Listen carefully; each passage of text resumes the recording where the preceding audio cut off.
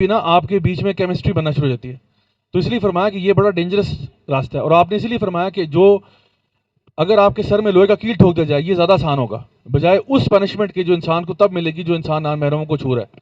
کیونکہ یہ بھی ایک دروازہ ہے اور آپ نے شیطان کے لیے اگر یہ دروازہ کھول دیا, آپ بے شک کہتے رہے نہیں نہیں یہ تو میری بہن کی طرح ہے, یہ تو نہیں نہیں کوئی بات نہیں ایسے ویسے. سر نبی کی بات حق ہے. آپ نے فرمایا جب بھی دو نامحرم ایک ساتھ ہوں گے نا, ابھی ٹچ بھی نہیں ہو رہا, ابھی تو صرف ویسا ذکر ہو رہا ہے کہ دو نامحرم ایک ساتھ ہیں, آپ نے فرمایا اس میں تیسرا بھی ہوتا ہے اور وہ شیطان ہوتا ہے. ایک چھوٹی سی کہانی سنا دوں آپ کو, چھوٹے سا واقعہ. ہمارے جب میں کلاس 9th میں تھا نا, او لیولس میں, تو ہمارے ایک سینئر بھائی تھے, وہ 11th کلاس میں تھے جس سال انہوں نے پیپر دینے تھے.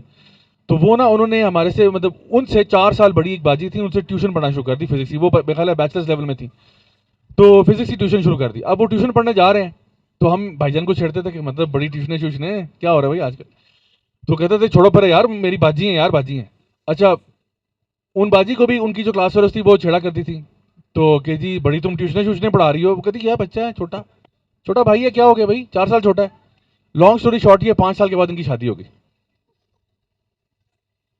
تو کہنے کا مقصد یہ ہے کہ اللہ تعالیٰ کے نبی نے جو بات کی ہے نا وہ کسی مقصد سے کہی ہے. ٹھیک ہے چلو وہ تو اللہ کا شکر اور کرم ہے کہ شادی ہوئی ہے, ورنہ ہوتا کچھ اور ہے. ٹھیک ہے نا, تو اس لیے انسان اپنے آپ کو گناہ سے بچائے اور ان چیزوں سے اپنے آپ کو دور رکھے.